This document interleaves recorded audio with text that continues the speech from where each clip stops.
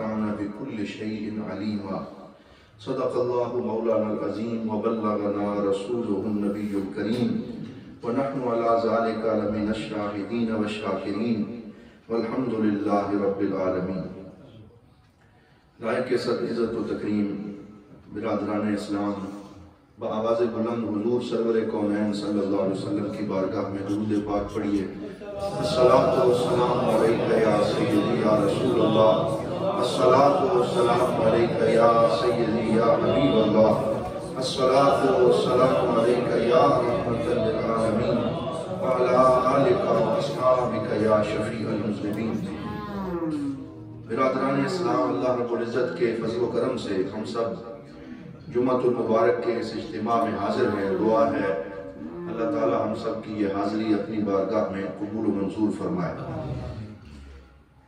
अल्लाह रब्बुल इज़्ज़त ने कुरान हकीम में बेशुमार मकामात पर अपने बंदों के मरातब का बयान फरमाया और उसमें किसी तरह की कोई तमीज़ और कोई तफरीक मर्द और औरत के दरमियान नहीं फरमाई। मिसाल के तौर पे सूरह अन-नहल की आयत नंबर 97 में इरशाद फरमाया, मन अमिल सालिहन मिन ज़करिन औ उन्सा, कि जो भी नेक अमल करे चाहे वो मर्द हो या औरत हो, व हुवा मुमिनुन, इस हाल में कि वो मोमिन हो, ईमान की दौलत उसे नसीब हो, फलनुहयियन्नहु हयातन तय्यबा, तो हम उसको पाकीज़ा जिंदगी अता करते हैं, उसकी इस जिंदगी को भी बेहतर बनाते हैं और उखरवी जिंदगी को भी बेहतर बनाते हैं। तो यहाँ पर भी कोई मर्द और औरत में तफरीक नहीं है कि मर्द आएगा तो उसे 90% मार्क्स मिलेंगे और औरत अगर अल्लाह की बारगाह में हाजिर होना चाहेगी तो उसको उसके औरत होने की वजह से हम उसके इतने नंबर काट लेंगे। ये नहीं फरमाया, फरमाया मिन ज़करिन औ उन्सा, मर्द भी अल्लाह की तख्लीक हैं, औरतें भी अल्लाह की तख्लीक हैं। अल्लाह रब्बुल इज़्ज़त की तरफ आना तुम्हारा काम है और अल्लाह की रहमतों के दरवाजों का खुल जाना ये अल्लाह और उसके रसूल का काम है। तो सब के लिए दरे रहमत खुला हुआ है, सब के लिए जन्नत की फिजाएं पुकार पुकार के उन्हें बुला रही हैं। और एक मकाम पे सूरह निसा के अंदर आयत नंबर 32 में इरशाद फरमाया, लिर्रिजाल नसीबुम मिम्मा इक्तसबू वलिन्निसाइ नसीबुम मिम्मा इक्तसबन, कि बेशक मर्दों के लिए हिस्सा है उसका जो वो कमाते हैं, जो वो अमल करते हैं, और औरतों के लिए नसीब और हिस्सा हज़्ज़े वाफिर उसका है जो वो मेहनत और कोशिश करती हैं। तो हर मर्द और औरत को बिला इम्तियाज उसकी जिद्दोजहद का समर मिलेगा। हुजूर ज़ियाउल उम्मत जस्टिस पीर मोहम्मद करम शाह अल-अज़हरी रहमतुल्लाहि ताला अलैह इस आयत की तफसीर में लिखते हैं कि औरतों के दिलों में आम तौर पर ये हसरत होती है कि काश वो मर्द होती। ये आजकल भी बहुत सी आवाजें हम सुनते हैं जो तरह तरह के प्ले कार्ड्स उठा रखे हैं और पाकिस्तान के शहरों में पेड कंटेंट दिया जा रहा है। बाहर से एनजीओज हैं जो इस पे खर्चा कर रही हैं और खरीद कर हमारे मुआशरे के कुछ अफराद को, और फिर उनसे ये काम लिया जा रहा है।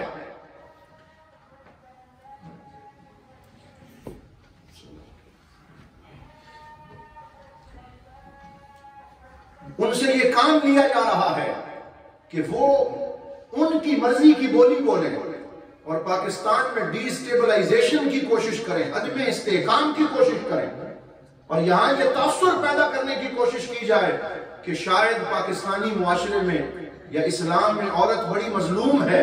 और ये नारे लगाए जा रहे हैं कि हम आजादी चाहते हैं और हमें आजादी चाहिए और फलां भी सुन ले आजादी, फलां भी सुन ले आजादी। और फिर इस दफा तो बहुत ही गुस्ताखाना मवाद जो है इशारतन जिसमें तौहीन की गई है वो सामने लाया गया है और ये तासुर देने की कोशिश है कि शायद औरत बड़ी मजलूम है। हुजूर ज़ियाउल उम्मत रहमतुल्लाहि ताला अलैह आप फरमाते हैं इस आयत की तफसीर में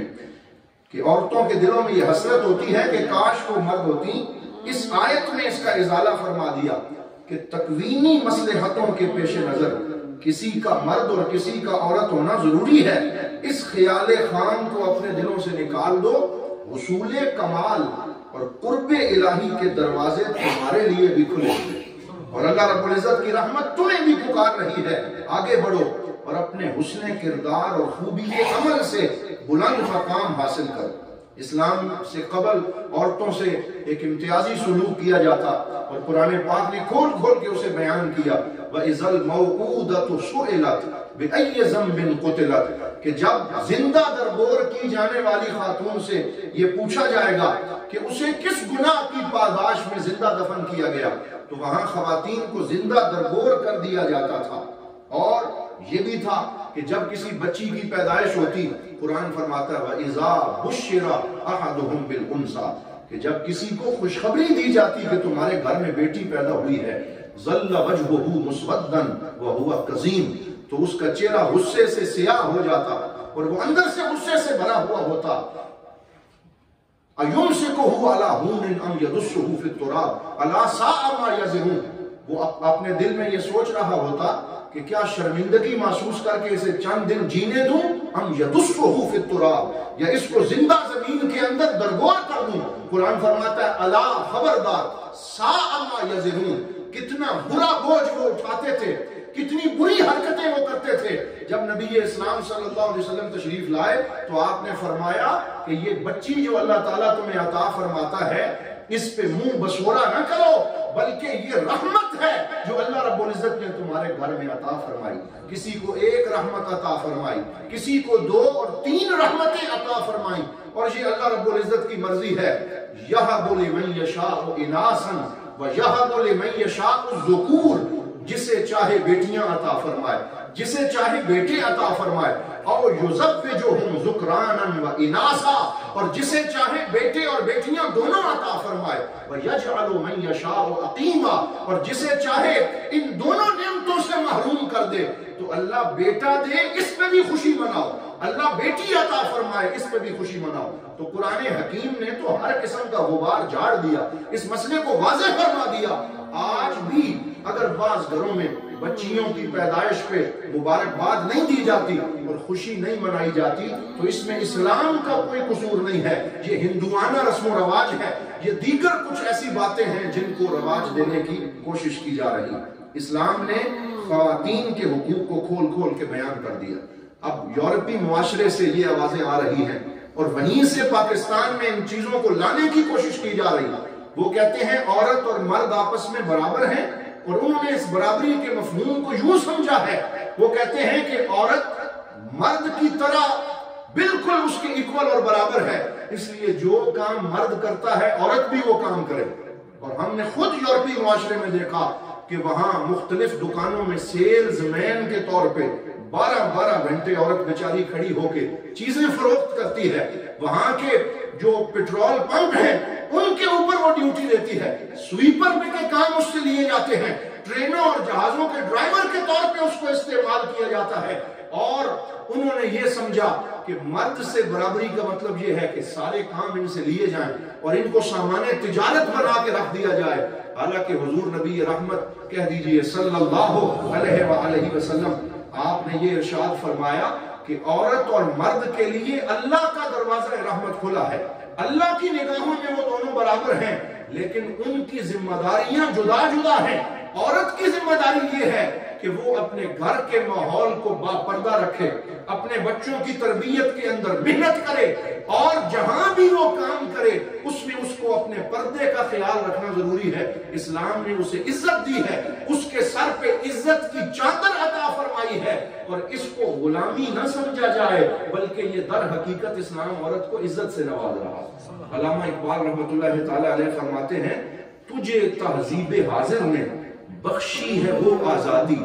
ظاہر میں تو آزادی ہے باطن میں گرفتاری، کہ جسے تم ظاہر میں آزادی کہہ رہی ہو یہ ظاہری طور پہ تو آزادی ہو سکتی ہے، دیکھنے میں تم اسے آزادی کہہ سکتی ہو، لیکن باطن میں یہ مغرب کی اندھی تقلید ہے، یہ ان کے قوانین کی غلامی ہے۔ اسلام نے تمہیں ظاہر میں بھی آزاد کیا ہے، تمہیں باطن میں بھی آزادی عطا فرمائی۔ آئیے آج میں اختصار سے آپ کے سامنے وہ عزت جو اللہ رب العزت نے خواتین کو عطا فرمائی ہے وہ آپ کے سامنے عرض کرتا ہوں۔ اسلام میں سب سے پہلی شہید ہونے کا شرف کسی مرد کو حاصل نہیں ہوا، عورت کو حاصل ہوا، اور وہ حضرت سمیہ رضی اللہ تعالی عنہا ہے۔ جو حضرت عمار بن یاسر کی والدہ ہیں وہ شہید ہوتی ہیں اور اسلام میں پہلے شہید ہونے کا شرف حاصل کرتی ہیں، اسلام نے ان کو یہ شرف بھی عطا فرمایا۔ اول وزیرۃ فی الاسلام، اسلام نے جب حضرت عمر فاروق رضی اللہ تعالیٰ عنہ نے یہ قوانین حکومت کو شروع فرمایا تو ایک عورت کو بطور وزیرہ، یعنی اس کو فوڈ انسپیکٹر کے طور پر بازار میں کھانے کے معیار کو چیک کرنے کے لیے اور اسے بہتر رکھنے کے لیے ڈیوٹی دی، جن کا نام تھا حضرت شفا بنت عبداللہ رضی اللہ تعالی عنہ۔ وہ یہ ڈیوٹی باپردہ طریقے سے دیتی تھی اور ان کو یہ شرف دیا گیا۔ پھر قرآن حکیم کا واحد نسخہ جو کھجور کی چھال پہ لکھا ہوا تھا، مختلف اونٹ کی پاکیزہ بڑی بڑی ہڈیوں پہ لکھا ہوا تھا، اور وہ ایک پورا قرآن کا مکتوب نسخہ تھا جس کو جب محفوظ کرنے کی باری آئی تاکہ امت کے پاس قرآن حکیم ضائع نہ ہو جائے اور ہر آیت محفوظ رہے، تو اس کے لیے بھی نظر انتخاب کسی مرد کے اوپر نہیں پڑی، بلکہ حضرت سیدہ ام المؤمنین سیدہ حفصہ بنت عمر بن الخطاب رضی اللہ تعالی عنہ کے پاس وہ نسخہ محفوظ رہا۔ اور قرآن حکیم جیسی عظیم ترین دستور، کانسٹیٹیوشن، مسلمانوں کا قانون اور اللہ کی وحی، وہ حضرت سیدہ حفصہ کے پاس محفوظ رہی۔ اور حضرت سیدنا ابو بکر صدیق نے جب قرآن پاک کو لکھوانا چاہا اور حضرت زید بن ثابت کی ڈیوٹی لگائی تو سیدہ حفصہ سے وہ نسخہ منگوایا گیا، اور امت کو قرآن پہنچانے میں جہاں مردوں نے کردار ادا کیا ہے، ان کے شانہ بشانہ خواتین نے بھی کردار ادا کیا ہے۔ پھر آپ دیکھیے کہ یورپ کے اندر اسلام کی جب جہاد شروع ہوا تو وہ حدیث پاک سرکار دو عالم صلی اللہ علیہ وسلم نے ارشاد فرمائی کہ پہلا بحری بیڑا جو سمندر اور پانیوں کے اوپر چلتے ہوئے یورپ میں داخل ہوگا اور جہاد کرے گا، وہ سارے کے سارے مغفور لہم، اللہ نے انہیں بخش دیا ہے، وہ جنتی ہیں، ان کے جنتی ہونے کی ضمانت عطا فرمائی۔ تو ایک خاتون اس محفل میں بیٹھی ہوئی تھی جن کا نام حضرت سیدہ ام حرام بنت ملحان رضی اللہ تعالی عنہ تھا۔ وہ اٹھ کے انہوں نے عرض کیا، یا رسول اللہ مجھے بھی شرف مل جائے اور اس بیڑی بیڑے میں کیا میں بھی شریک ہو سکتی ہوں؟ سرکار نے فرمایا انتی من الاولین، میں محمد عربی بشارت دیتا ہوں تو ہے تو خاتون، لیکن مجاہدین کا جو پہلا بیری دستہ جائے گا اس میں تم بھی شریک ہو جاؤ گے۔ اور پھر وہ گئیں اور سرکار کی بشارت کے مطابق وہ شہید ہوئیں اس جنگ کے اندر، اور وہ اس بیری بیڑے کے اندر موجود تھیں، اور ان کو یورپ کی طرف اسلام پھیلانے کے اندر ایک پہلا سنگ میل ہونے کا شرف نصیب ہوا۔ حضور نبی رحمت صلی اللہ علیہ وسلم کی احادیث میں آپ دیکھیں کہ جس دن سرکار دو عالم صلی اللہ علیہ وآلہ وسلم پہ پہلی وحی نازل ہوئی غار حرا میں، تو یہ سب سے بڑا راز تھا جو سرکار دو عالم صلی اللہ علیہ وسلم کے سینے میں تھا۔ ان کو اگر ایک سائیڈ پہ یہاں بٹھا دیا جائے تو سب سے جو پہلا راز حضور صلی اللہ علیہ وسلم کے سینے میں تھا، اور یہ کوئی عام سی بات نہیں تھی کہ حضرت جبرائیل امین نے آ کے ہم کلام ہوئے ہیں اور حضور صلی اللہ علیہ وسلم کے سینے میں یہ راز ہے۔ سب سے پہلے آ کے اس راز میں آپ نے کسے شریک کیا؟ حضرت سیدہ ام المومنین سیدہ خدیجہ رضی اللہ تعالی عنہا سے بات کی کہ آج ملک اور فرشتے نے میرے ساتھ کلام کیا، مجھے اللہ کی وحی پہنچائی، تو اس راز میں انہیں شریک بھی کیا، ان کا مشورہ بھی لیا، اور انہوں نے ڈارس بندھائی، یا رسول اللہ آپ پریشان نہ ہوں، آپ اس وقت جو ہے آپ پہ کپ کپی طاری ہے، میں یہ سمجھتی ہوں کہ آپ یتیموں کا آسرا بنتے ہیں اور آپ صلہ رحمی فرماتے ہیں اور آپ داد رسی کرتے ہیں سب کی، اللہ رب العزت آپ کو تنہا نہیں چھوڑے گا، یہ وہی ناموس آپ کے پاس آیا ہے جو آپ سے پہلے انبیاء کے پاس آیا ہے۔ تو ہر موقع پہ ہمیں خواتین کا یہ فعال کردار نظر آتا ہے۔ جب پہلی ہجرت ہوتی ہے اسلام کی، وہ کس طرف ہوئی؟ مدینہ شریف کی ہجرت تو بعد میں ہوئی، حبشہ کی طرف پہلی ہجرت ہوئی، اس میں سرکار دو عالم صلی اللہ علیہ وسلم نے اپنی صاحبزادی حضرت سیدہ رقیہ رضی اللہ تعالی عنہ کو، جو حضرت عثمان ذو النورین رضی اللہ تعالی عنہ کے عقد زواج میں تھی، ان کی بیوی تھی، انہیں حکم دیا کہ آپ حضرت عثمان کے ساتھ اس پہلی ہجرت میں شریک ہو جائیں۔ اور جب وہ قافلہ ہجرت کا جا رہا تھا، سرکار دو عالم صلی اللہ علیہ وسلم نے ان سے خطاب فرمایا اور فرمایا حضرت ابراہیم علیہ السلام نے سیدہ ہاجرہ سلام اللہ علیہا کے ساتھ ہجرت کی تھی، اس کے بعد اگر کوئی اسلام میں پہلا خاندان باقاعدہ ہجرت کر رہا ہے وہ حضرت عثمان اور سیدہ رقیہ رضی اللہ تعالیٰ عنہ، ان کو یہ شرف ملا اور ان کو اسلام کے اندر پہلی ہجرت کرنے کا شرف حاصل ہوا۔ اور پھر حضور صلی اللہ علیہ وسلم نے جب ہجرت فرمائی تو اس میں یہ نہیں کہا گیا کہ خواتین تم کمزور ہو اس لیے تم گھر میں بیٹھی رہو، ہم پہلے مدینہ پہنچیں گے، وہاں کے حالات کو درست کریں گے اور پھر تمہیں آنے کی اجازت ہوگی۔ ان کو بیک گراؤنڈ میں نہیں رکھا گیا، ان کو پردہ اخفاء میں نہیں رکھا گیا، بلکہ مردوں کے شانہ بشانہ وہ ہجرت میں شریک ہوئی۔ اور سرکار دو عالم صلی اللہ علیہ وسلم کی ہجرت کا معاملہ کتنا مخفی تھا کہ کسی کو مطلع نہیں کیا گیا، لیکن اس کے اندر سب سے جاندار کردار سرکار دو عالم صلی اللہ علیہ وسلم کے یار غار حضرت سیدنا ابو بکر صدیق رضی اللہ تعالی عنہ اور ان کی بیٹی سیدہ اسماء رضی اللہ تعالی عنہا کا ہے کہ وہ کھانا پہنچاتی ہیں، اس پہاڑ پہ جاتی ہیں اور اپنی جان ہتھیلی پہ رکھ کے سرکار دو عالم صلی اللہ علیہ وآلہ وسلم کے لیے وہ یہ ساری خدمت سر انجام دیتی ہے۔ تو ہم یہ دیکھتے ہیں کہ آپ پوری تاریخ اسلام کو دیکھ لیں، آپ کو ہر جگہ پہ خواتین اس طرح کا کردار ادا کرتی ہوئی نظر آئیں گی۔ تو یہ جو چند مثالیں میں نے آپ کے سامنے رکھی ہیں، ان کو پیش کرنے کے بعد ہم بجا طور پر یہ کہنا چاہتے ہیں کہ چند ہماری مسلمان بہنوں کے ذہنوں میں ان دنوں میڈیا کے ذریعے اور اس طرح کے چند فرضی احتجاجات کے ذریعے جو تاثر قائم کرنے کی کوشش کی جا رہی ہے کہ انہیں کسی آزادی کی ضرورت ہے، الحمدللہ وہ کسی ایسے پروپیگنڈے میں نہیں آئیں گی، کیونکہ انہیں پتا ہے کہ اسلام نے جو نعمت خواتین کے اوپر فرمائی ہے کہ وہ اپنے گھروں میں راج کر رہی ہیں، باپردہ زندگی گزار رہی ہیں، انہیں ہر طرح کی تعلیم و تربیت کا حق حاصل ہے۔ آج ہمارے معاشرے میں خواتین سے اگر کوئی غیر انسانی سلوک ہو رہا تو وہ یہ ہے کہ انہیں وراثت سے محروم کیا جاتا ہے، اور آپ جانتے ہیں کہ یہ ظلم اسلام نے نہیں کیا بلکہ اسلام نے عورت کو اس کا حق دلایا، اور یوصیکم اللہ فی اولادکم للذکر مثل حظ الانثیین، وہاں پر عورت کے باقاعدہ حصے کو بیان کیا گیا ہے، اور سرکار دو عالم صلی اللہ علیہ وسلم نے فرمایا وراثت میں جہاں مرد کو حصہ دیا جائے اس کے ساتھ خواتین کو بھی ان کا حصہ دیا جائے۔ تو اسلام نے تو ہر چیز کو کلیئر کر دیا۔ اگر کوئی سلوک برا ہو رہا ہے تو اس میں ہمارے اپنے معاشرے کا قصور ہے، جہاں جہاں اس طرح کا مسئلہ ہے اسے حل کرنے کی کوشش کی جانی چاہیے۔ اسی طرح بعض دیہاتی علاقے ایسے آج بھی پاکستان میں ہیں جہاں عورت کی تعلیم کے حوالے سے بڑی غلط فہمیاں پائی جاتی ہیں۔ بہت سی خواتین ایسے ہیں جنہیں تعلیم کا موقع نہیں دیا جاتا اور یہ سمجھا جاتا ہے کہ شاید خاتون کو پڑھنے کی ضرورت نہیں ہے۔ یاد رکھیں سرکار دو عالم صلی اللہ علیہ وسلم نے خواتین کی تعلیم پہ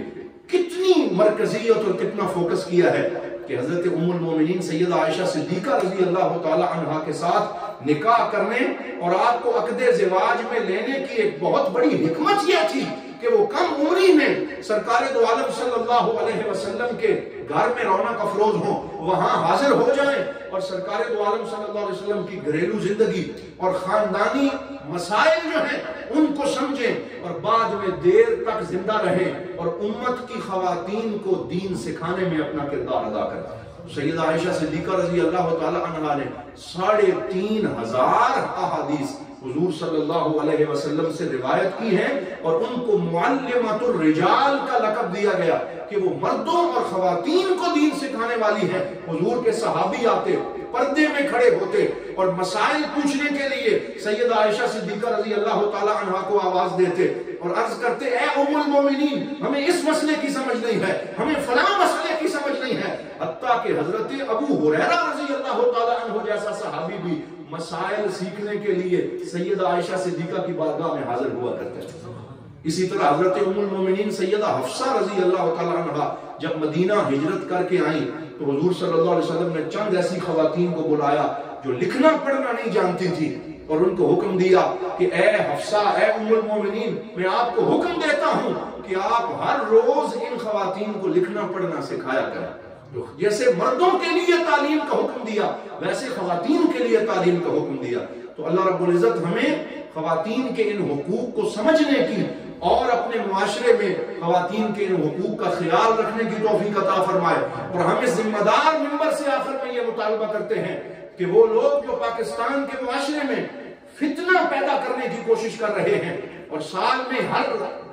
चंद महीनों के बाद वो इस तरह के स्लोगन्स और नारे लेके आ जाते हैं और पाकिस्तान के लोगों के अंदर गम और गुस्सा पैदा करने की कोशिश करते हैं और बिल्कुल हुकूमत की नाक के नीचे वो बैठकर ये नारे लगा रहे होते हैं उनके खिलाफ कानूनी कार्रवाई की जाए। और जो ऐसे स्लोगन्स वो इस्तेमाल कर रहे हैं जिसमें इस दफा सरकार दो आलम सल्लल्लाहु अलैहि वसल्लम की नामूस की तौहीन की कोशिश की गई है, ऐसे लोगों को लगाम डाली जाए और पाकिस्तान के अंदर सरकार दो आलम सल्लल्लाहु अलैहि वसल्लम के दीन के खिलाफ कोई कानून साजी जो है वो ना की जाए। दुआ है अल्लाह रब्बुल इज्जत हमें दीन इस्लाम को समझकर उसके जुमला तकाज़ों पे अमल करने की तौफीक अता फरमाए। व आखिरु दावाना अनिल हम्दुलिल्लाहि रब्बिल आलमीन।